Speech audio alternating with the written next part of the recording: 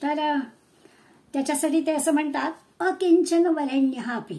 अकिंचन शब्द आपल्याला कळतो की ज्याजवळ काहीच नाहीये, कफल्लक ज्याला म्हणतो, संपत्ती नाही, असा तो अकिंचन, कवडी सुद्धा नाही त्याच्याजवळ, असा अकिंचन असून सुद्धा वरेण्यहापि, की अतिशय श्रेष्ठ आहे. आणि समर्थ पदवीम गतः, असं अकिंचन असणारा सुद्धा पदवी काय त्याची तर म्हणे समर्थ. दासः अपि, दास आहे, त्याला स्वतःला दास म्हणून देतो, लोकांनी ते मान्य केलंय. आणि किल स्वामी, किल म्हणजे खरोखर, आणि दास असून सुद्धा खरोखर स्वामी आहे. स साधू कोपी राजते, या अशा समर्थ असणाऱ्या आणि साधू असणाऱ्या, अकिंचन असणाऱ्या या साधूला काय बरं म्हणावं, त्याची शोभा काय बरं वर्णावी, असं समर्थांबद्दल एका त्यांच्या सांप्रदायिक विठोबांना म्हणून होते, त्यांनी आपल्या सुश्लोकांमध्ये वर्णन केलंय. आणि त्याचा विचार म्हणजे त्या श्लोकामध्ये वर्णन केलंय तसं हे दासही आहेत आणि समर्थही आहेत. आणि त्यांचं जे माध्यम आहे समाजामध्ये पोचायचं ते म्हणजे भिक्षा आहे. त्या संबंधीचा विचार आपल्याला आज करायचा आहे. खरं तर समर्थांचा जो महंत आहे, कारण समर्थांनी स्वतः भिक्षा मागितली ही गोष्ट खरीच आहे, पण त्याबरोबर त्यांच्या संप्रदायातल्या सगळ्यांना त्यांनी भिक्षेचं माध्यम दिलं. किंबहुना आजही आपण आपल्या गावागावांमधून समर्थ पादुका येतात आणि त्यावेळेला समर्थ संप्रदायातले हे महंत दारावरून आपल्या मनाचे श्लोक म्हणत जातात. आणि आजही आपण त्या भिक्षा घालतो. सज्जनगडावरचे जे सगळे कार्यक्रम आहेत, त्या सज्जनगड जो चालतो आहे तो तुमच्या आमच्या भिक्षेवरच चालतो आहे. अशा प्रकारचं आजही 350 वर्ष होऊन गेली तरी ह्या भिक्षा ह्या सांप्रदायिक महत्वाच्या गोष्टीमुळे एवढा मोठा संप्रदाय आज टिकून आहे आणि मोठा होतो आहे असं पण आपल्याला दिसेल. त्यामुळे या समर्थांचा जो महंत आहे, या महंताला खूप मोठं समाजामध्ये मिसळून काम करायचं असतं. आणि मग समाजामध्ये पूर्ण वेळ मिसळून काम करण्यासाठी त्याची जी आवश्यक असणारी गरज आहे, अन्न वस्त्र निवारा, ही गरज समाजाने पूर्ण करावी अशा प्रकारचा विचार या भिक्षेमध्ये आहे. म्हणजे तो खर्च भागवण्यासाठी त्याला वेगळं काही करायला लागू नये. आपल्या स्वतःच्या ज्या अन्न वस्त्र निवाऱ्याच्या गरजा आहेत, कमीत कमी असणाऱ्या आवश्यक असणाऱ्या गरजाच म्हणायचं त्यांना, तर त्या सगळ्या गरजा पूर्ण होण्यासाठीची जी जबाबदारी आहे ती समाजाची आहे. यामधून हा भिक्षा विचार समर्थांनी दिलाय. म्हणजे ते एक व्रत आहे. भिक्षा मागणं हे समर्थ संप्रदायातलं व्रत आहे. आणि व्रत म्हटलं की त्याला एक चांगला दर्जा आहे.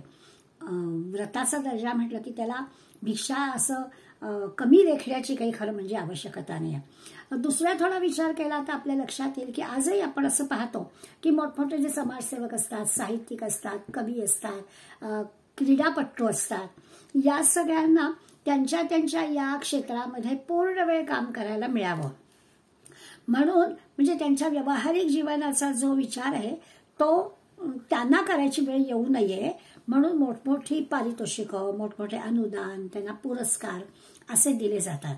म्हणजे कुठल्या तरी बँकेनी त्यांना कामावर ठेवायचं, पण त्यांनी कामाला येण्याची आवश्यकता नाही, बँक पगार देणार आणि त्यांनी क्रिकेटच खेळायचं.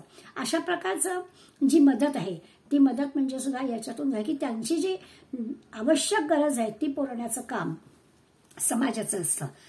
आता शासकीय अनुदानाच्या संदर्भात आपण काही बोलूया नको, कारण ते अनुदान मिळवणं हा एक मोठा प्रकार असतो. इथे काही तसं नाही आहे. ही भिक्षा मागायची ती महंत म्हणून संप्रदायासाठी म्हणून मागायची आहे. त्यामुळे समाजाकडून मागणं, भिक्षा मागणं याच्यामध्ये अशी त्यांना बंधनं नाही आहेत. कोणाच्याकडे जायचं, कोणाच्या घरी जायचं नाही, त्याच्यासाठी आपण काय करायचं असं काही बंधनं नाही आहे असा आपण आपल्याला विचार कळेल. हे करण्यामध्ये कुठल्याही प्रकारची लाचारी नाही आहे, दीनपणा नाही आहे. मागण्यासाठीचा जो एक असा मनाला दुःखदायक हे आहे तसा इथे नाही आहे.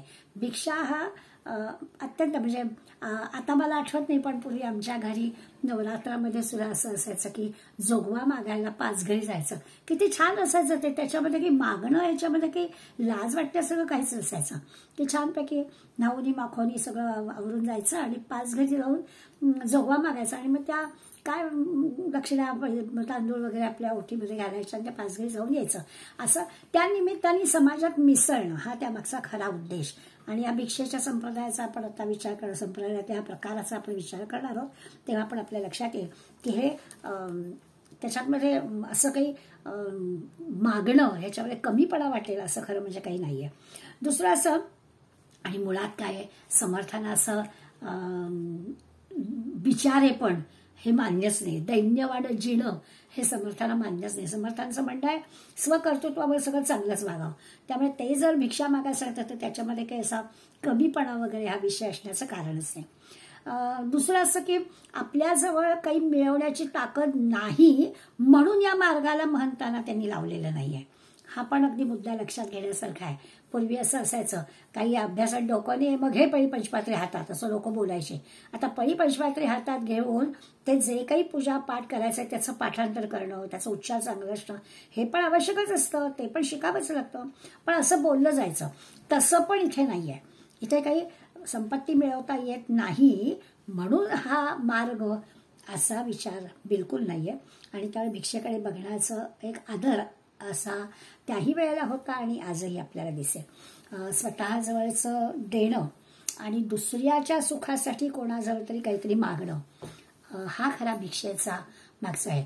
की आपल्यासाठी मागायचं नाही, म्हणजे आपल्या दुपारच्या 12ची भूक भागणं हा एक त्याच्यातला विषय बारीकसा आहे, त्याच्यासाठी हे चाललेलं. ती भूक भागवण्याची क्षमता अंगी आहे, काही काम केलं तर नक्कीच पैसे मिळतील. पण समाजामध्ये मिसळणं, समाजाच्या काय जाणीव आहेत, काय कमतरता आहेत त्या जवळून पाहणं, त्यांचं दुःख दूर करणं, या सगळ्यासाठी ही भिक्षा योजना होती. आणि मग असा जो महंत आहे तो जेवढं घेतो ना त्याच्या कितीतरी पट त्याच्या विचारांच्या माध्यमातून तो समाजाला देतो. 5 घरच्या भिक्षेतून तो जे काही मिळवतो त्याच्या कितीतरी पट तो समाजाला देत असतो. समाजाच्या सगळ्या जाणीवा त्याच्या लक्षात येतात आणि हे जे संघटित करण्याचं मोठं काम आहे.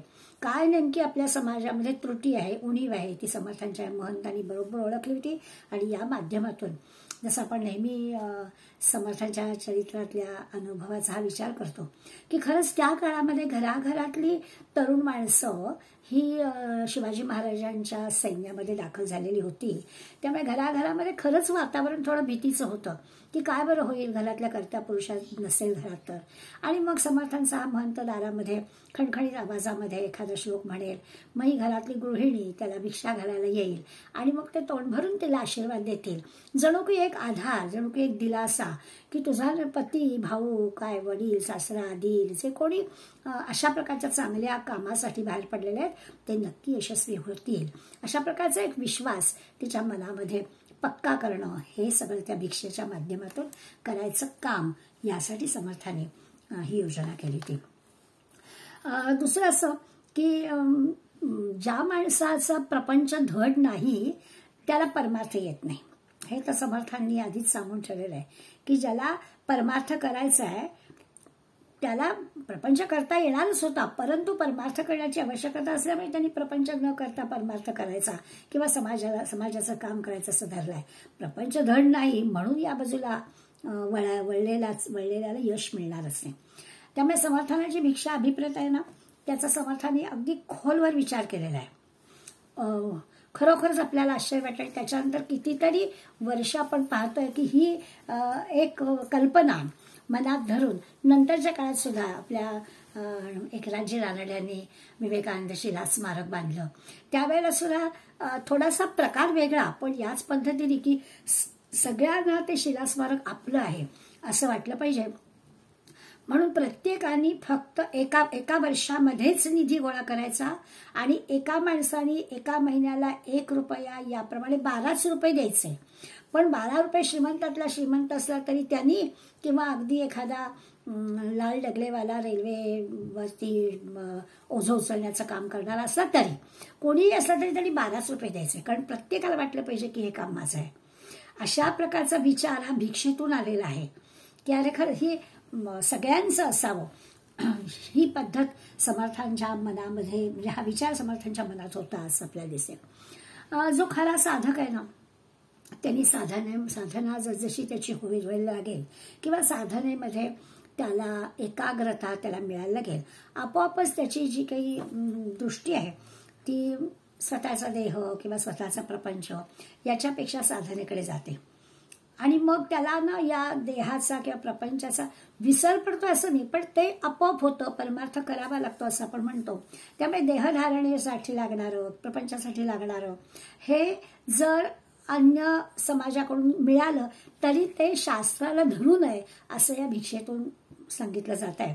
या अर्थाने एका म्हणजे समजा सर्वसंग परित्यागी, आत्मसाक्षात्कारी असा जर कोणी संन्याशी आहे तर त्या संन्याशाला भिक्षा मागण्याचा अधिकार आहे. हे एक भिक्षेचं आध्यात्मिक अंग झालं.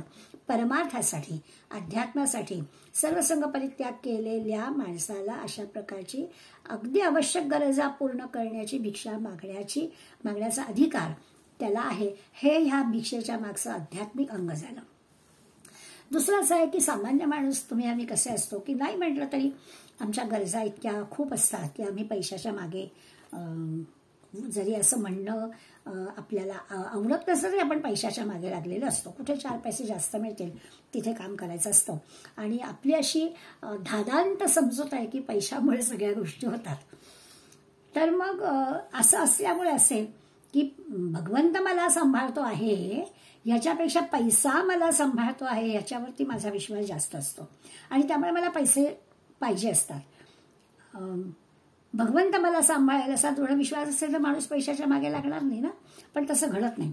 आणि मग ते त्या माणसाला पटावं, त्याची भगवंतावरची दृढ निष्ठा व्हावी आणि ती भगवंतावरची निष्ठा वाढली की पैशावरची निष्ठा आपोआप जरा कमी होईल. अशासाठी म्हणून भिक्षा ही गोष्ट उपयोगी पडते. कुठेतरी आपल्याला हा विवेक करायला हवा की पैसा पैसा पैसा किती मागायचा, किती मिळवायचा. तर तसं न करता ती पैशाची ओढ कमी होणं हे जर करायचं असेल. आता भिक्षा शब्दाचा जो असा गर्भितार्थ आहे तो सगळा लक्षात घ्यायचा. जसं मी एकनाथजींचं उदाहरण घेऊन आपल्याला एक वेगळा प्रकार सांगितला. किंवा आता आपण म्हटलं तर जिथे जिथे चांगली सगळी कामं चालतात तिथे तिथे देणग्या मिळवून आपण काम करतो. तर ते जे काही आपण मागायला जातो तो पण एक भिक्षेतलाच प्रकार आहे. आता आपल्या ठाणे शहरामध्ये आपण संघ कार्यालय बांधतो आहोत तर अनेक ठिकाणी आपण लोकांशी हा विषय करतो. ती पण एक भिक्षाच आहे. आपल्यासाठी नाही आहे, समाजासाठी आहे. समाजातल्या या सगळ्या चांगलं काम करणाऱ्या संस्थांना एखादी जागा हवी आणि ती इमारत आपण 5 मजली बांधतोय तर त्याच्यासाठी निधी संकलन करणं हा पण एक भिक्षेचा प्रकारच झाला. त्यामुळे ते अशा प्रकारचं काम करणं ही गोष्ट बरं, कुठलीच गोष्ट पैशाशिवाय होत नाही त्यामुळे पैसा मिळवायला लागतो असं जरी काम म्हटलं तरी त्याला पैसे लागतातच. पण आपल्यासाठी न करता भिक्षा ही गोष्ट अशा पद्धतीनं चांगल्या कामासाठी मागणं हे एक भिक्षेचं आपण असं म्हणूया त्याचं एक वैराग्य अंग झालं की स्वतःसाठी नाही आहे पण चांगल्या कामासाठी आपण मागणं. मला एक लहानपणची गोष्ट आठवते. आमच्या वेळेला म्हणजे आमच्या वेळेला 11वी होती ना आणि 11वी झाल्यावर आपण महाविद्यालयात जायचो. तर तोपर्यंत जरा बऱ्यापैकी 16-17 वय झालेलं आणि आमच्या महाडसारख्या छोट्याशा गावामध्ये विद्यार्थी परिषदेचं काम महाविद्यालयातल्या मुलं करायची. तर तसं 11वी झाल्यानंतर माझं पण थोडं विद्यार्थी परिषदेचं काम सुरू झालं होतं. आणि आमच्याकडे एक महाडला साधारण मुंबई आणि कोकण ह्या भागामध्ये महाड मध्यवर्ती पडतं म्हणून महाडला एक अभ्यास वर्ग घ्यायचा ठरला होता. आता अभ्यास वर्गाला ठिकठिकाणं होऊन मुलं यायची, त्यांची 3 दिवस राहायची, खायची प्यायची सगळी व्यवस्था करायची, त्याला पैसे पाहिजे आणि मग ते पैसे गोळा करायचे. गाव छोटं, माणसं 30-30 तरी पण प्रत्येकाने आपापल्या ओळखीच्या 10-10, 12, 15-15 घरी जायचं, हे सगळं सांगायचं आणि त्यांच्याकडून जे काही ते देतील तो निधी घ्यायचा. अशा प्रकारचं काम आम्हाला सांगण्यात आलं आणि मी अगदी एका आमच्या परिचित घरी गेले. मला वाटलं अगदी या काकू मला नक्कीच चांगली पहिली सुरुवात माझी चांगली करतील. तसं म्हटलं तर माझीही पहिली सुरुवातच होते. त्यामुळे कसं बोलायचं असतं, काय बोलायचं असतं, ते काय विचारतील याची थोडीशी उजळणी मनामध्ये घेऊनच गेले होते. त्यांनी सगळं माझं ऐकून घेतलं. झोपाळ्यावर बसल्या होत्या, मला पण मला बसवल्या आणि सगळं ऐकून घेतलं. आणि मग सगळं ऐकून झाल्यावर त्या झोपाळ्याच्या कडीजवळ एक 4 नाणं ठेवलं होतं, ते मला दिलं आणि मला म्हणाला कोथिंबीरवाला येणार होता म्हणून वाट बघत होते पण आताही तुला घे. आणि काय बाबा मला झालंय, माझ्या पायातलं बळच संभळं. मी तिथून जी गेले ती घरीच गेले आणि घरी काही बोलायच्या ऐवजी मला रडायलाच आलं. इतकं मला वाईट वाटलं की हे असं काही मी मागणार बिगणार नाही. वडील माझे घरी होते. वडिलांच्या लक्षात आलं काहीतरी मी नसलंय. नाही काय झालं, मग मी झालेली गोष्ट सांगितली. म्हटलं असं असं झालं. 4 आणे मला नव्हतं असं, म्हणजे आता मी कुणाकडे काही मागायला जाणारच नाही, मला काही हे काम करायचंच नाही असं म्हणून मग माझ्या वडील हसायला लागले. पुन्हा मला वाईटच वाटलं. म्हटलं मला इतकी मी रडते आणि तुम्हाला का हसू येत आहे माझ्या या मागण्याचं. तर म्हणे अगं असं नसतं ते, काय तू तुझ्यासाठी काही मागितलं होतंस का, तुला नको होतं ना काही, मग वाईट वाटायचं काय कारण आहे. ठीक आहे, त्यांनी नाही दिलं तर नाही दिलं, दुसऱ्याकडे कोणाकडे जायचं. एखादा जास्ती देतो, एखाद्याच्या त्याच्या स्वभावाप्रमाणे तो करतो. ती माझी पहिली जी काही बसला मला चांगलाच टोला म्हणूया. आणि मग असं वाटलं की हे सामाजिक काम करणं की सोपं नाही. पण जसजसं समर्थ वाङ्मय आपण अभ्यासतो वाचतो तेव्हा लक्षात येतं की अरे जेव्हा आपल्यासाठी असतं तेव्हा आपल्याला ह्याचं मोल कळतं. नर्मदा परिक्रमेला लोक जातात, त्या परिक्रमेला जवळ काहीही ठेवायचं नाहीच, एकही पैसा जवळ ठेवायचा नाही. आम्ही शहरात राहतो, आपण बिना पैशाचं किंवा बिना मोबाईलचं, आता पैसे नसले तरी मोबाईल लागतो कारण त्याच्यावरून तरी आपण काही करू शकतो. त्यामुळे ते घेऊन गेल्याशिवाय आपल्याला चालतच नाही. असं कसं आपण जायचं. पण नर्मदा परिक्रमेमध्ये तो एवढा प्रवास काय 4 महिने 6 महिने लागतील, त्या कालावधीमध्ये एक पैसा पण जवळ ठेवायचा नाही असा नियमच आहे. त्याच्या मागे पण उद्देश हाच आहे की आपल्याला सर्वसंग परित्याग, सामान्य माणसाला जी पैशाची ओढ आहे ती कमी करण्यासाठी हा मोठा आपल्याला घालून दिलेला नियम आहे. अशा प्रकारचा विचार ह्या आपल्याला भिक्षा निरूपणामध्ये करायचा आहे की हे आपल्यासाठी नाही आहे, पण असं पण आपल्याला राहता येऊ शकतं. हे एक वैराग्याचं अंग म्हणून या भिक्षेकडे पाहायचं आहे. दुसरं असं की समाजामध्ये विविध शास्त्रांचा अभ्यास करणारी माणसं असतात, विद्वान असतात, हुशार असतात. अशा माणसांनी केवळ अध्यापन करायचं, त्यांनी सुद्धा या सगळ्यामध्ये वेळ वाया घालवायचा नाही. काही संशोधन करायचं, अध्यापन. आजही आपल्याला PhD करणाऱ्या 3 वर्ष करणाऱ्या त्या विद्यार्थ्याला व्यवस्थित त्यांना पगार दिला जातो, कारण ते जे काही संशोधनाचं काम करतायत ते महत्वाचं असतं. त्यामुळे असं त्यांची जी काही पोटापाण्याची व्यवस्था आहे त्यांना ते काम करायला लागू नये, त्यांच्यापुरतं त्यांना ते मिळून द्यावं, ही सगळी जबाबदारी तसं म्हटलं तर समाजाची असते. आणि त्यामुळे अशा प्रकारचं काम करण्याचा अधिकार त्या माणसाला पोचतो. आणि हे करण्यामध्ये करणाऱ्याला पण धन्यता वाटते की अशा प्रकारच्या कामाला आम्ही मदत करतोय.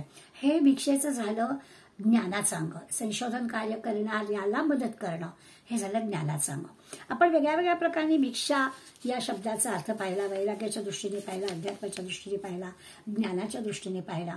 आणि लोकसंग्रह करणं याच्यासाठी पण हा महत्वाचा भाग आहेच की अगदी निस्वार्थीपणानं आपलं सर्वस्व समाजाला जो देतो आणि म्हणून समाजानं त्याची आवश्यक त्या गरजा पुरवाव्यात, हे अगदी योग्यच आहे. आणि त्याच्यासाठी तो असा भिक्षा मागतो. आजच्या काळामध्ये अगदी राष्ट्रीय स्वयंसेवक संघाचे प्रचारक, तसं पाहिलं तर त्यांचा जेवणाचा हा सगळा विषय जो घरोघरीच केलेला असतो. त्यांच्याजवळ कसे खिशामध्ये पैसे नसतात की कुठल्या हॉटेलमध्ये ते दुपारी रात्री जेवून जातात. कब्बत चहा सुद्धा ते टपरीवर पिणार नाहीत किंवा विकत हॉटेलमध्ये जाऊन पिणार नाहीत.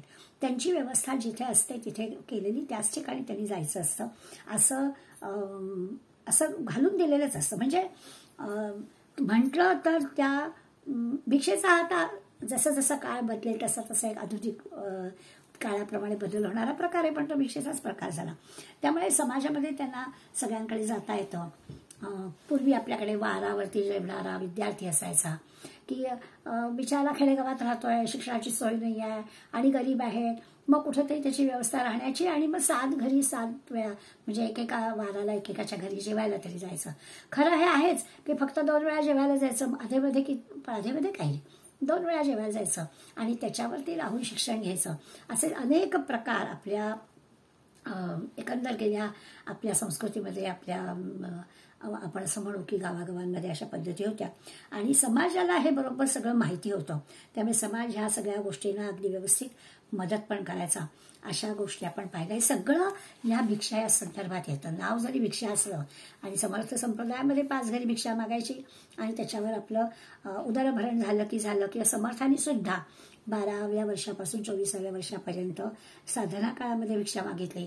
त्याच्यानंतर देशपर्यटनाच्या काळामध्ये पण भिक्षा मागितली आणि मग नंतर त्यांनी महंतांच्या माध्यमातून जिथे जिथे मठ स्थापना केली त्या गावामध्ये पण भिक्षा माध्यमातूनच त्यांनी महंतांना त्यांच्या चरितार्थाची व्यवस्था करायला सांगितली.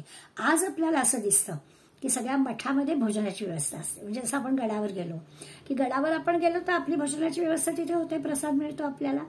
पण गडावरचे जे सांप्रदायिक मंडळी आहेत ती समर्थांच्या पादुका गावोगाव नेऊन भिक्षाच्या माध्यमातूनच हे सगळं गोळा करतात आणि त्याचाच प्रसाद म्हणून तो आपल्याला मिळतो.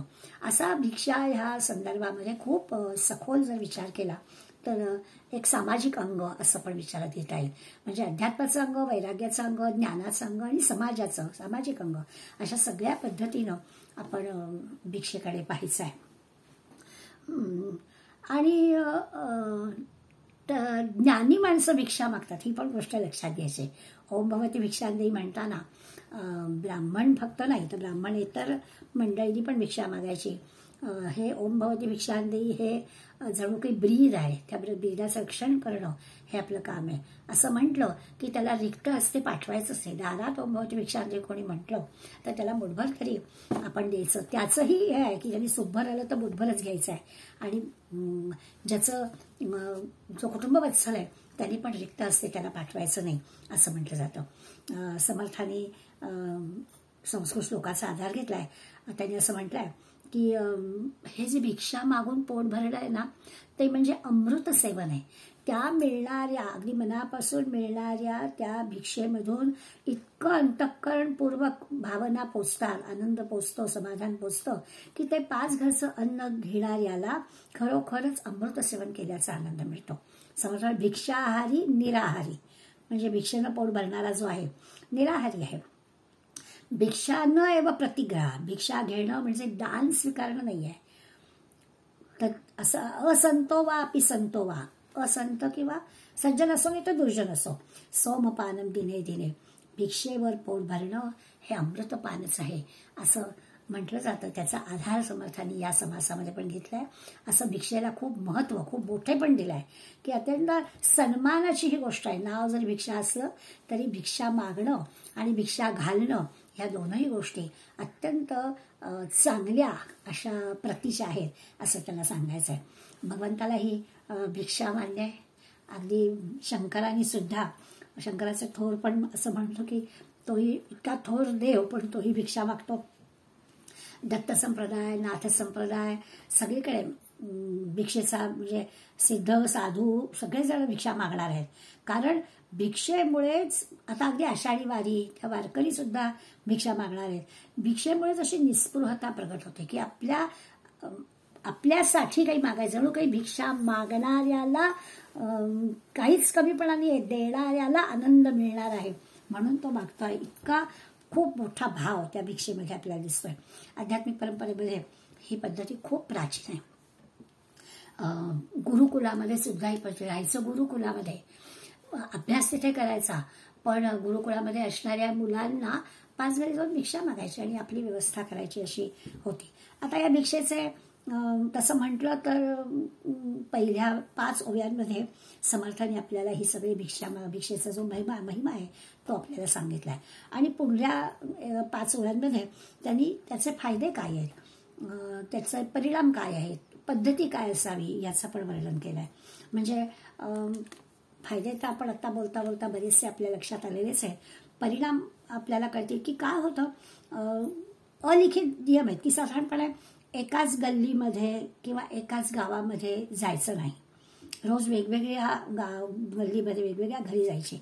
आपल्या असं जिभेला चटक लागता कामा नये. आपल्या मनामध्ये असं किंवा एखाद्या श्रीमंताच्या घरी गेलो, यांच्याकडे अगदी छान भिक्षा मिळाली, मग उद्या परत त्यांच्याच घरी, अशा प्रकारचं काही होताच कामा नये आपल्याकडून. त्या रोज वेगवेगळ्या ठिकाणी जायचं. मग अशी जसं आपण वारावर जेवणारी मंडळी म्हटलं की अमक्यांकडे जेवण छान असतं म्हणून त्यांच्याकडे काही 2 वार नाही जायचं. दिलेल्या दिवशीच फक्त जायचं. जे पानात पडेल ते गोड मानूनच खायचं. अशा प्रकारचाच विचार ह्यामध्ये दिसतोय. म्हणून आपल्याला त्या भिक्षेचा परिणाम काय आहे तर ही जिभेची चटकच जाईल. जे मिळेल ते खाणं. म्हणजे आपल्याकडे घरातल्या मुलांना आपण हे नाही का आवडत तुला, बरं मग थांब हे देते असं म्हणतो. पण भिक्षेच्या तिथे कसं म्हणणार, त्यामुळे जे मिळेल ते खायचं, ते चांगलंच लागतं.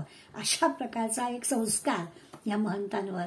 समर्थांचा महंत शब्द वापरला तरी लहान लहान मुलंच आहेत त्यांच्या भोवती आणि त्यामुळे या सगळ्या मुलांना त्यांनी लहान वयातच ही सवय लावली असं दिसेल.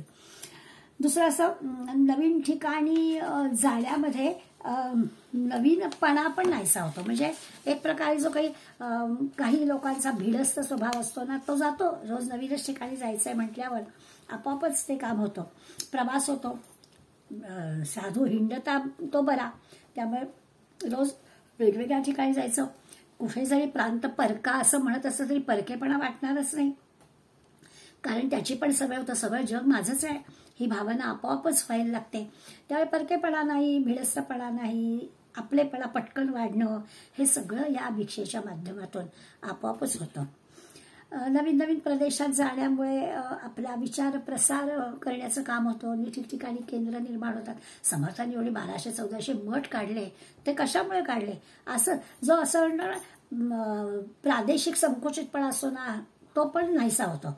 की ह्या राज्यातून त्या राज्यात काही नाही, भाषेचा प्रश्न निर्माण होते, काही नाही, सहजपणानं या सगळ्या गोष्टी होतात. म्हणून मग समर्थ सांगणार आहेत की भिक्षा मागताना लाजायचं नाही, कुरकुरायचं नाही, थकायचं नाही. भिक्षेच्या निमित्तानं सारखं फिरायचं आणि त्याच्यातून आपण छान छान माणसं गोळा करायची. एक पथ्य समोर, आपली कहाणी सांगायची नाही, आपलं काही बोलायचं नाही. तो कुठून आलाय, काय आलाय, लोकांना खूप चौकशी असतात. तर एखादा तरुणा मुलगा दिसला आणि भिक्षेकरी मागतोय की मग एखादा कोणीतरी विचारतो तू कोण आहेस, आणि मग समर्थ चरित्रामध्ये अशा पण गोष्टी आपण खूप वाचल्या. मग समर्थांचा एक नियम होता की 5 घरी वेगवेगळ्या घरी जायचं. आज आलं की उद्या तिथे जायचंच नाही आहे.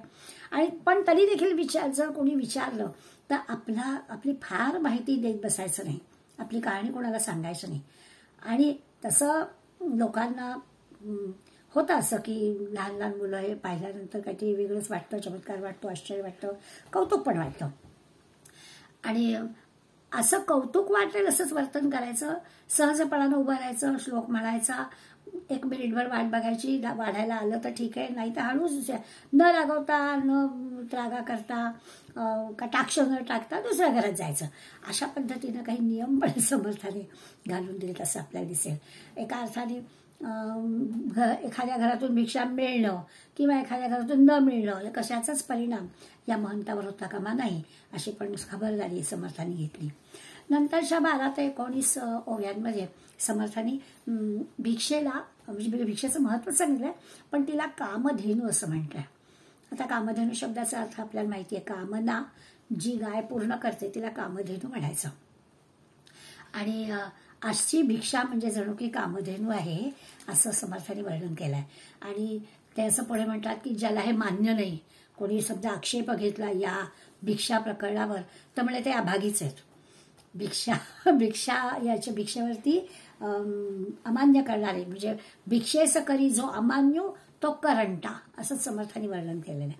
कारण भिक्षेमुळे एवढे फायदे आहे तर त्याला अमान्य कशाला करायचं. लोकसंग्रह वाढणारे, छानपैकी जनता संपर्क सहजपणाने होणारे भिक्षेच्या निमित्तानं, सगळं म्हणतात तर म्हणजे खरोखर समर्थांचे सगळे महंत एवढे जे असे बुद्धिमान, तेजस्वी असे झाले, याच्या मागचं कारण तेच आहे.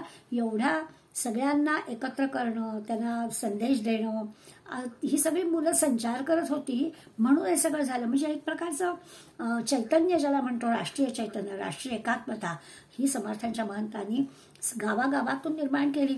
हे सगळं त्या भिक्षेच्या माध्यमातून झालं. त्यामुळे भिक्षा या विषयाला जर कोणी काही अमान्य म्हणत असेल, चुकीचं म्हणत असेल, तर या चुकीच्या कल्पना समर्थाला मान्य नाही आहे. ते म्हणतात हे दिसायला जरी कितीही मामूली वाटत असलं तरी खूप मोठा बहुमोल असा हा मार्ग आहे, निर्भय करणारा मार्ग आहे, खरोखरच आहे. म्हणजे मला तर नेहमी असं वाटतं की अरे त्या काळामध्ये दारामध्ये असा मुलगा उभा राहून भिक्षा मागत असेल आणि खरंच समाज संघटित करण्यासाठी त्याचा इतका चांगला उपयोग होत असेल, ही कल्पनाच किती विशेष आहे. आणि ती कशी काय या समर्थाला सुचली असेल.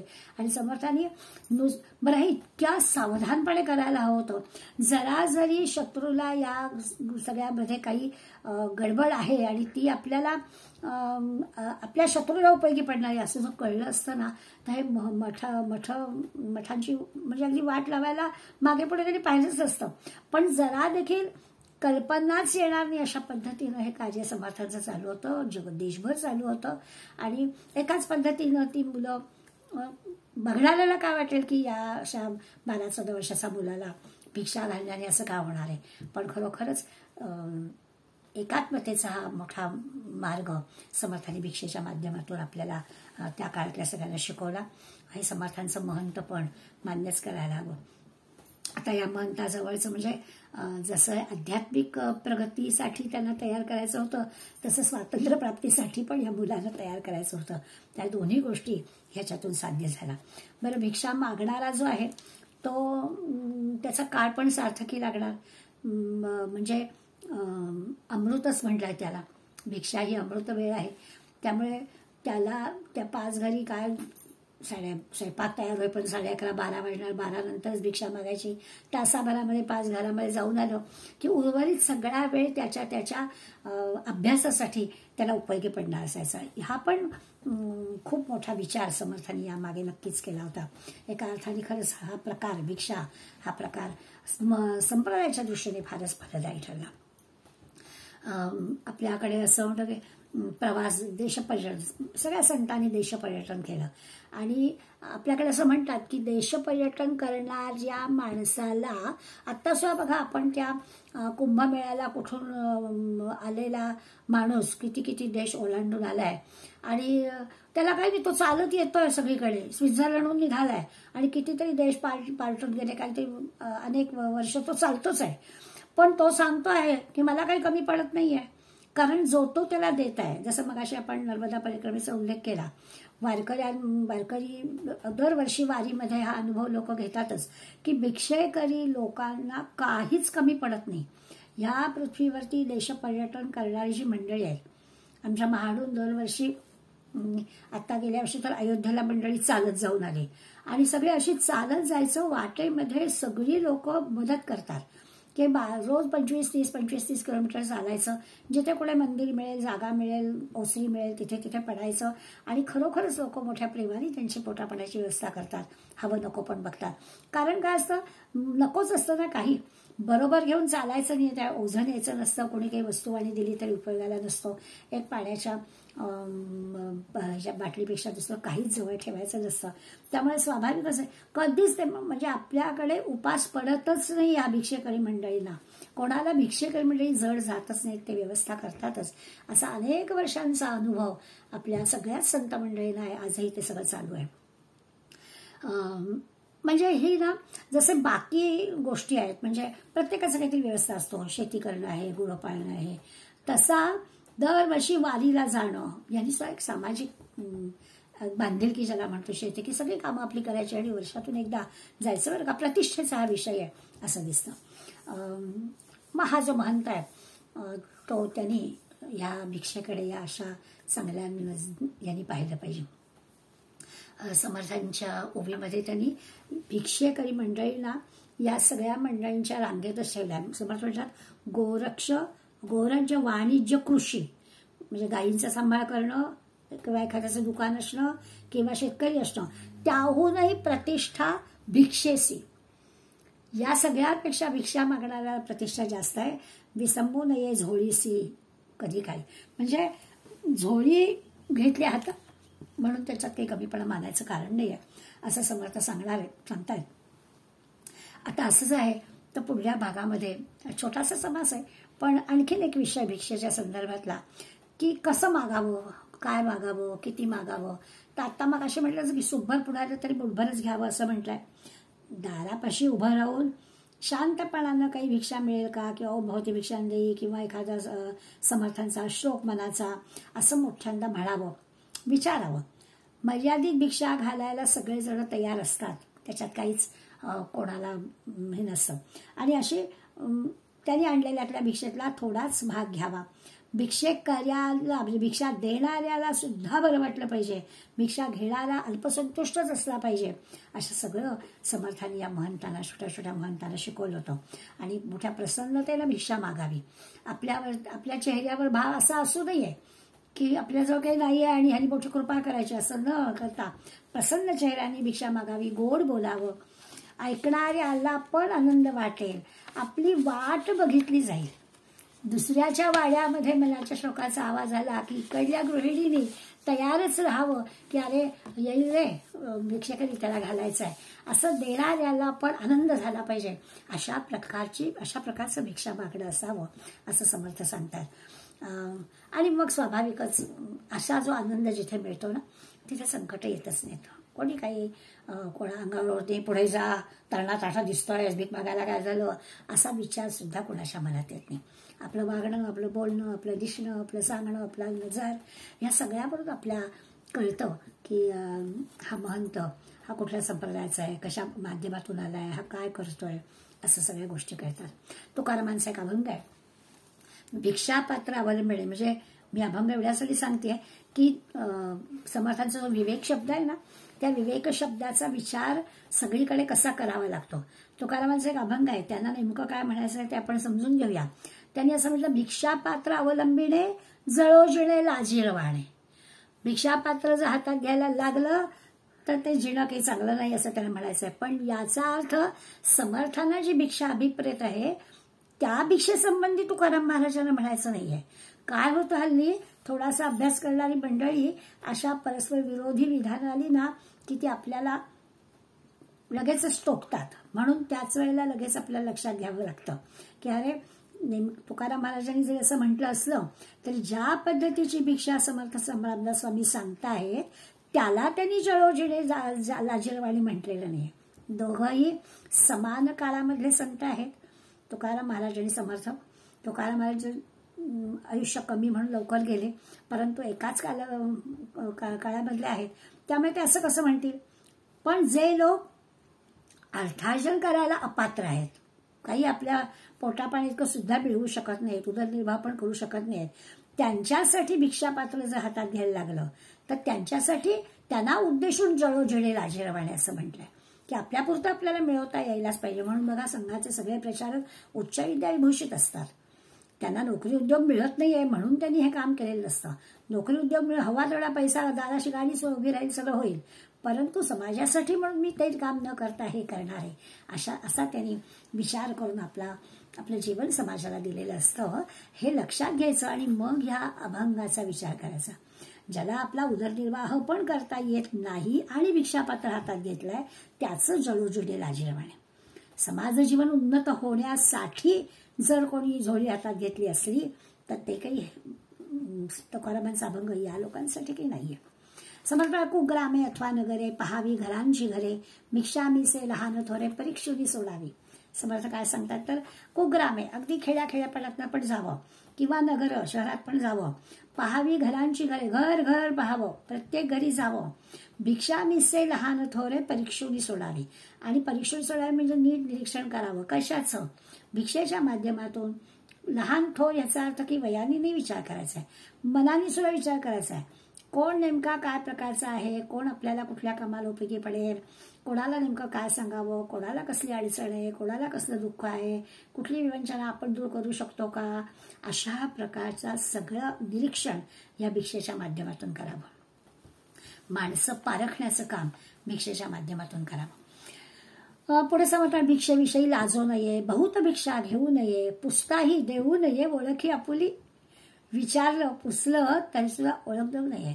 कोण कुठला आपलं तेवढ्यापुरतंच बोलावं आणि पुढे जावं. फार परिचय वाढवण्याचा भानगडीत पडू नये, स्वतःची माहिती देऊ नये. याचं कारणच होतं की अत्यंत सावधानता बाळगण्याची गरज होती. मग अशी म्हटलं यवनांची दृष्टी जर एखाद्या महंतावर पडली तर काय, याचा विचार आधीच करायला हवा होता. आणि अनेक ठिकाणी समर्थांना यासाठी खूप मोठी हे करावंच लागलेलं आहे.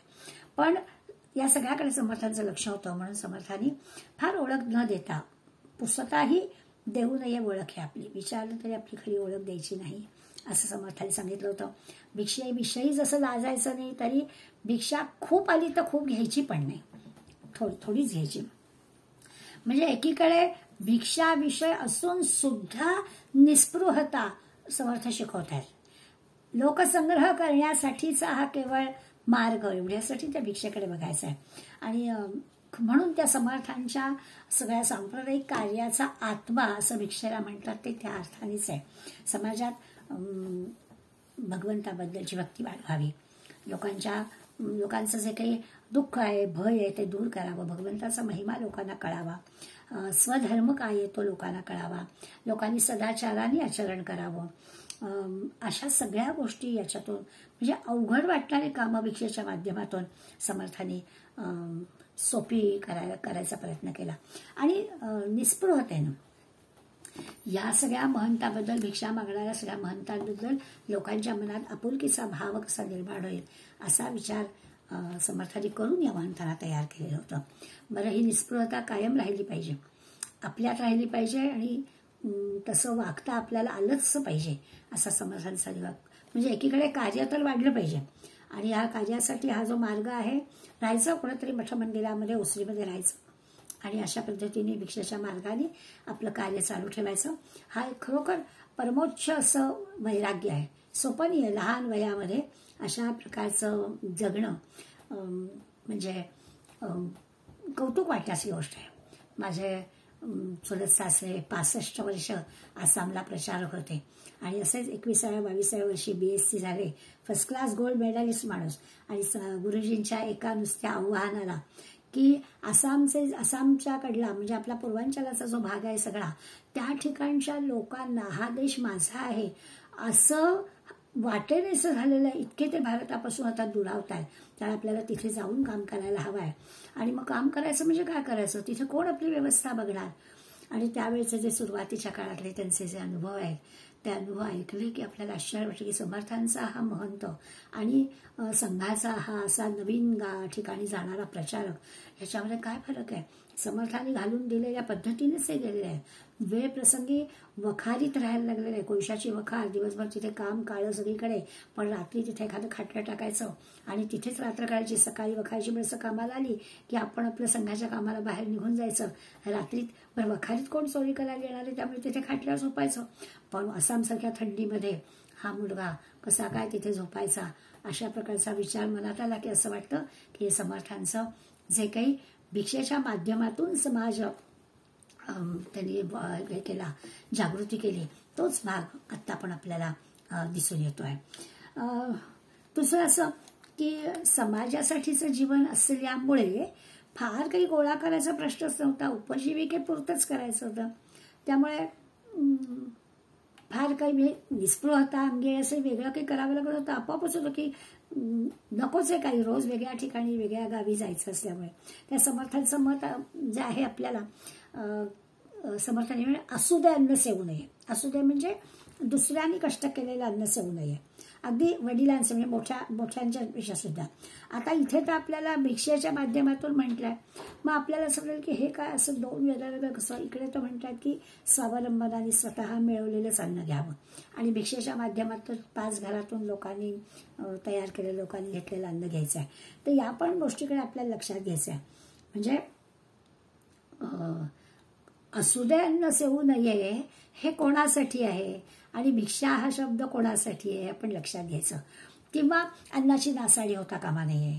कोणाकडे जेवायला गेलं तर उगाचच डोळ्यात येईल असं जेवू नये, अतिभोजन करू नये. शिक्षण पूर्ण झालं की अगदी आपलं आपण कमावून खावं, अशा प्रकारचा जो विचार आहे तो समर्थांनी सांगण्यासाठी हा विचार सांगितला. महंताला समाजकार्य करायचं असल्यामुळे या सगळ्या गोष्टी जरी त्या संदर्भातल्या असल्या तरी भिक्षेसाठी त्या योग्य नाही.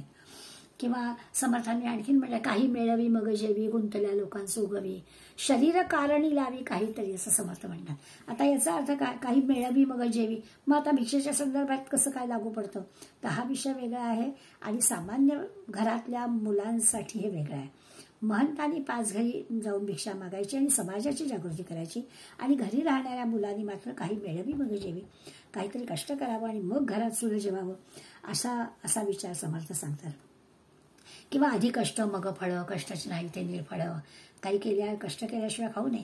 आमचे सुनीलदादा चिंचोळकर अगदी अखेरच्या ह्याच्यामध्ये जेव्हा हॉस्पिटलला होते त्यावेळेला सकाळी गोळ्या घ्यायच्या असतात म्हणून नाश्ता पण करायला हवा, तेव्हा ते म्हणाले पण मी आज काही समर्थ सेवाच केली नाही, त्यामुळे मी काही मिळवी मग जेवी असं जे आहे तर कुठं काय केलंय. आणि मग पटकन कागद पेन हातात घेतलं, पॅड घेतलं, एक चांगला लेख तयार केला. आता म्हणाले मी खायला आहे, मी बांधील आहे, मी काहीतरी केल्याशिवाय मी कसं खाणार. हा जो काही समर्थ संप्रदायांनी म्हणजे समर्थांनी जो गुण आपल्याला दिलेला आहे, नियम घालून दिलेला आहे, तो लक्षात घेतला तर आजही आपल्या लक्षात गरज आहे. काहीतरी केल्याशिवाय आपल्याला अधिकार राहत नाही. म्हणून काही मिळवी मग जेवी गुण किंवा आधी कष्ट मग फळ, कष्टाची नाही ते निर्फळ.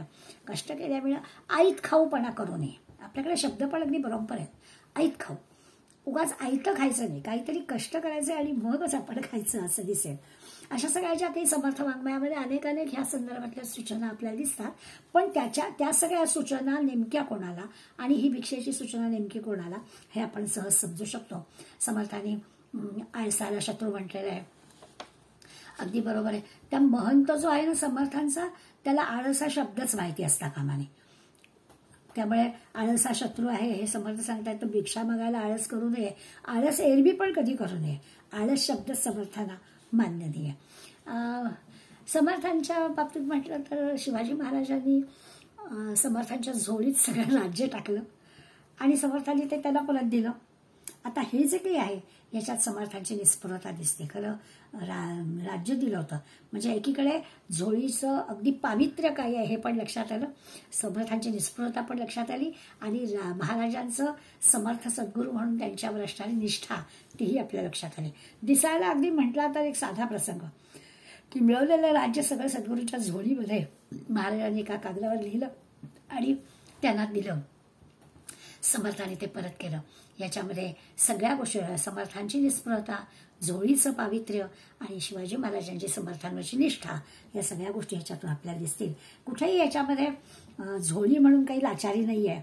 राष्ट्रासाठी सगळं जीवन समर्पित केलेलं आहे आणि म्हणून स्वाभिमानी महापुरुष कसे असतात तर समर्थांनी ते राज्य असं यांना परत दिलं.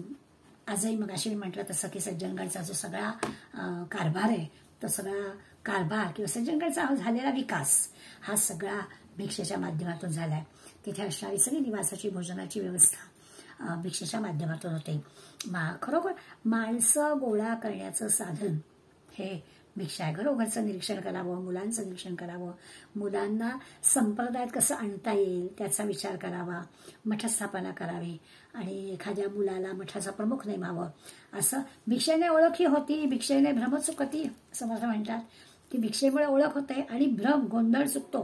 काही जो आपल्या मनामध्ये कोणते संभ्रम असतो, काहीतरी चुकीचं वाटत असतं, ऐकलेलं असतं, तर तसं नाही आहे.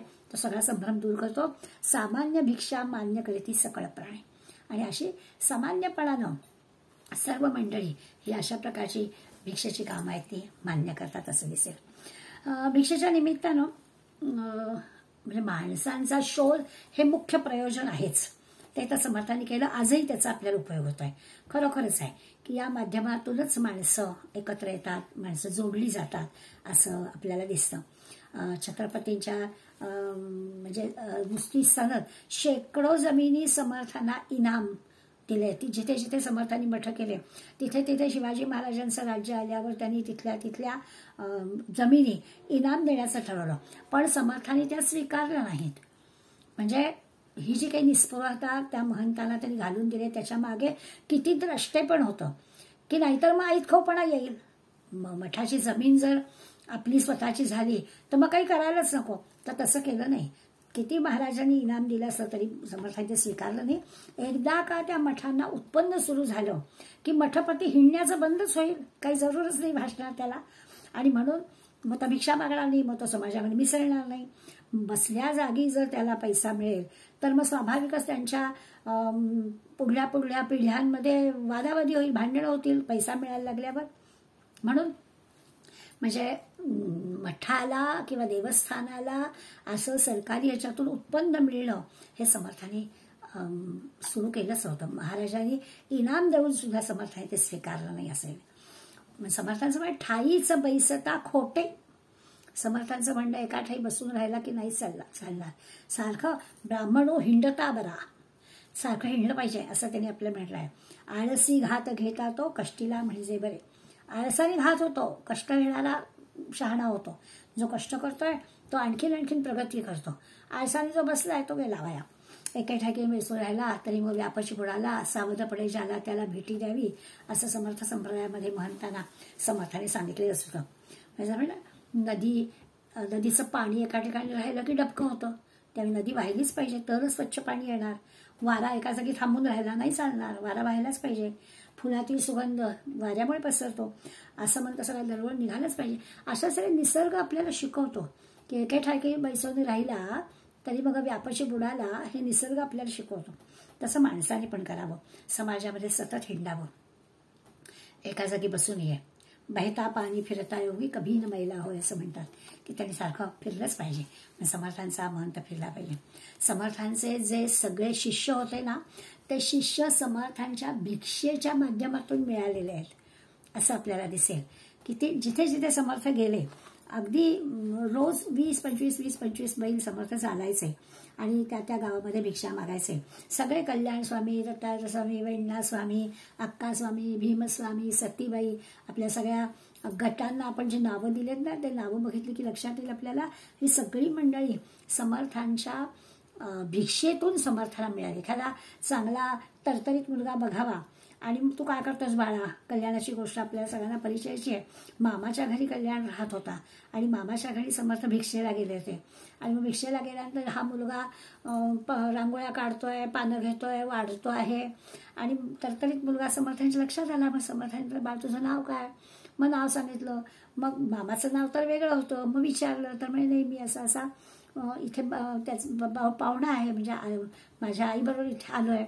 मग काय? मग लक्षात आलं ह्याचे वडील नाही आहेत, मैत्रीण भावंड आणि आई आहे. मग काय आहे? मग चौकशी केली. या मुलाचं पाठांतर चांगलं आहे लक्षात आलं, याचं हस्ताक्षर चांगलं आहे लक्षात आलं, हा मुलगा संप्रदायाला चांगला आहे असं म्हणून मामाकडे बोलणं केलं. आईला आनंदच झाला की आपलं सगळं जो भार भावावर होता त्याच्याऐवजी एका चांगल्या ठिकाणी आपला मुलगा जाईल. आणि मग हा कल्याण समर्थ संप्रदायात आला. कल्याणाने पण आपल्या जीवनाचं सोनं केलं. कल्याण पण समर्थांच्या सावलीसारखा समर्थांबरोबर राहिला. समर्थांचा कविता समुद्र अवघा कल्याण लिहित असे. सगळं जे काही लेखन केलं सगळं समर्थांचं ते त्यांनी केलेलं आहे. अशा प्रकारचा कल्याण त्यांना मिळाला. अशी सगळे शिष्यमंडळी त्यांना मिळाली. केवळ भिक्षेच्या माध्यमातून ही मुलं त्यांना मिळाली. सगळ्या मुलांना चांगलं म्हणजे साक्षरता बनवलं. अनेक ग्रंथांचा त्यांच्याकडून अभ्यास करून घेतला. कीर्तनकार, प्रवचनकार उत्तम त्यांनी तयार केले. म्हणजे अगदी किती लहान वयामध्ये ही मुलं मिळाली. उद्धव स्वामी तर 9व्या वर्षी त्याला मठापती केलं टाकळीला समर्थाने. भीमस्वामी 12व्या वर्षी, दिवाकर स्वामी 10व्या वर्षी, कल्याण स्वामी 9व्या वर्षी. म्हणजे सगळी मंडळी. वेण्णाबाई केवळ मागे 20 वर्षाच्या असताना त्या मठापती सुद्धा झाल्या. हे तर नेहमी आपल्याला आश्चर्यच वाटतं. 350 वर्षापूर्वी स्त्रियांचं सगळं जीवन म्हणजे स्वयंपाकघर आणि देवघरापुरतं माझघरापर्यंत मर्यादित होतं आणि अशा असणाऱ्या या तरुण विधवा मुलीला एका संप्रदायाचं मठपती करायचं, हे फार मोठं सामाजिक काम समर्थाने त्या काळात केलं. कल्पनाच करता येणार नाही आपल्याला की समर्थांना तेव्हा समाजाच्या किती गोष्टी ऐकून घ्यायला लागल्या असतील. पण समर्थांनी खरोखर वेण्णा स्वामींचं जीवन म्हणजे त्यांना कसं मोक्षप्रदाला नेलं हे मोठं आहे. तर अशा प्रकारचं केवळ भिक्षेच्या माध्यमातून ह्या सगळ्या गोष्टी त्यांना कळल्या आणि त्याप्रमाणे त्यांनी आपल्या संप्रदायाला हे केलं. एक उद्धव स्वामींना समर्थांनी लिहिलेलं एक पत्र आहे की लहान मुलांची संघटना कशी करावी. स्वतः उद्धव समर्थांचा पहिला शिष्य आणि टाकळीला मठपती पण नेमलं. या उद्धवाला त्यांनी पत्र लिहून संघटना कशी तयार करावी ते सांगितलं. आजही आपल्याला त्या समर्थांच्या सांगण्याचा उपयोग होईल असं लक्षात येईल. ते लिहितात, काही एक समुदाय करणे ये विषयी आलस्य न धरणे. समुदाय आपल्याला करायचा आहे, संघटन करायचं आहे. आळशीपणा करून चालणार नाही, प्रयत्न करायला हवेत. कसे करायचे? जर का आलस धरला तर होणारच नाही. आलस्य धरता आवडे होणार नाही, कामच होणार नाही. मग कसं करायचं? तर म्हणे पोहणार बुडते तारावे. एखादा बुडत असला तर त्याला तारावं. आता हे केवळ काही पाण्यामधलं आहे असा विचार करायचं कारण नाही. कोणी अभ्यासात मागे का एखादा त्याला मदत करावी. कोणाला काय मदत केली की तो आपलासा होतो हे कळलं पाहिजे. सामर्थ्य बुडो नेदावे, म्हणजे कुणालाही मागं राहील असं करू नये. त्याला अशा प्रकारची मदत करावी की तो सहजपणानं पुढे जाईल. मूर्ख ते शहाणे करावे विवेकी पुरुष आहे. आपल्याला संघटन जर करायचं आहे, लोकांना जर एकत्र करायचं आहे, तर काय करावं, तर विवेकी माणसाने लोकांना शहाणं करावं, लोकांना मदत करावी, लोकांना त्यांच्या त्यांच्या प्रगतीमध्ये येणारे अडथळे बाजूला कसे होतील असा प्रयत्न करावा. सोयऱ्या धैर्याची मुले, तीक्ष्ण बुद्धीची सखोले, तयासी बोलणे मृदू बोले करीत जावे. आपली सोयऱ्या धैर्यातली जर मुलं असतील तर त्यांच्याशी गोड बोलावं, तर ती आपली होतील. फार आपल्या जवळची असतात ना, त्यांना काही किंमत नसते ना. म्हणून सोयऱ्या धैर्याची मुलं जी हुशार आहेत, त्या हुशार मुलांशी गोड बोलावं आणि त्यांना आपल्या स्वाभाविकच समुदायामध्ये घ्यावं. त्यांचा संसार समाचार पुसत जावा विस्तार. त्यांच्या संसारातल्या गोष्टी चौकशी कराव्या, उदंड सांगता तत्पर होऊन ऐकावे. आपल्याला त्याच्यात इंटरेस्ट असो नसो तरी पण ऐकावं, कारण त्यांचं आपण ऐकलं तर आपलं ते ऐकणार. म्हणून काही गोष्टी अशा असतात की त्यांच्या गोष्टीतल्या समाचार, त्यांचं सगळं सुखदुःख पण ऐकून घ्यावं. दुःख सांगता दुःख जाते. कोणी समजा त्यांच्या काही उणीवा दुःख सांगितल्या तर त्यांचं जरा हलकं होतं. मग ते सवेची धरते मैत्र व्हावं. आपण जर त्यांचं ऐकून घेतलं तर ते स्वतःच आपल्याशी मैत्री करतात. निकट मैत्री बरी होता मग त्यासी न्यावे एकांत. जरा मैत्री झाली, आपल्याला खात्री पटली की मग आपण त्याला एकांतात घेऊन म्हणावे, बा भगवंता काहीतरी बजावे. मग काहीतरी आपण या आध्यात्मिक बाजू सांगावी, मठ सांगावे, महंत सांगावे, ग्रंथ सांगावा, अभ्यास सांगावा, काहीतरी विचार त्यांना द्यावा. आणि मग जेव्हा हे सगळं मान्य होईल तेव्हा लगेच समर्थ म्हणला, मग आमच्याकडे पाठवा, मी पुढलं करतोच. त्याचा संप्रदाय कसा निर्माण करायचा, समुदाय कसा तयार करायचा, लोकांना आपलंसं कसं करायचं, ही एक नॅक असते. आणि ती समर्थांनी ह्या आपल्या मुलांना सगळी समजली होती. खरोखरच आहे, भिक्षेच्या माध्यमातून अखंड भारत काय असायला आपल्या समर्थांची कल्पना. भारत भ्रमण केलं होतं, त्यामुळे नुसतं काही त्यांना मर्यादित एखाद्या गावाचा, एखाद्या राज्याचा विस्तार करायचा होता. अखंड भारताची कल्पना समर्थांच्या डोक्यात होती आणि त्या पद्धतीने त्यांनी हे 1200 मठ, 1400 महंत आणि या महंतांना भिक्षेसारखा सोपा वाटणारा आणि अत्यंत आवश्यक असणारा संप्रदायाचा महत्वाचा विषय त्यांनी आपल्या या महंताला सांगितला. त्याच्या मागची त्यांची जी कल्पकता होती, त्यांची जी दृष्टी होती, ती फार मोठी महत्वाची होती. आणि दिसायला आपल्याला साधा वाटणारा विषय आज 350 वर्ष सुद्धा चालू आहे. किंबहुना काळाप्रमाणे सांप्रदायिक भिक्षेकऱ्यांमध्ये बदल झालेला नसला. बदल एवढाच झाला की आता जे सांप्रदायिक महंत आहेत त्या महंता रोजच्यासाठी काही भिक्षेला जावं लागत नाही. तर त्याच्यातला हा बदल झाला की टाकडीला मठ आहे, चाफळला मठ आहे, सज्जनगडला मठ आहे, जे मोठे मोठे मठ आहेत. किंवा अगदी आपण जामला जातो, जामला आहे तर तिथे असणाऱ्या लोकांना काही रोजच्या भिक्षेसाठी जावं लागतं असं नाही. परंतु समर्थांनी सांगितल्या पद्धतीनंच लोकांच्या अगदी सहज प्रवृत्तीतून जी देण्याची योजना आहे त्याच्यातूनच हे मठ चालतात. आज शिवथरगडीत सुद्धा एवढे आपण कार्यक्रम करतो, ठिकठिकाणी शिबिरं आपण घेतो. त्या शिबिरामध्ये सुद्धा शुल्क आपण घेत नाही. त्याच्या मागचा उद्देश हाच आहे की आपण तिथे समर्थ मठामध्ये असतो आणि मठामध्ये लोकांच्या मदतीनं काम चालतं.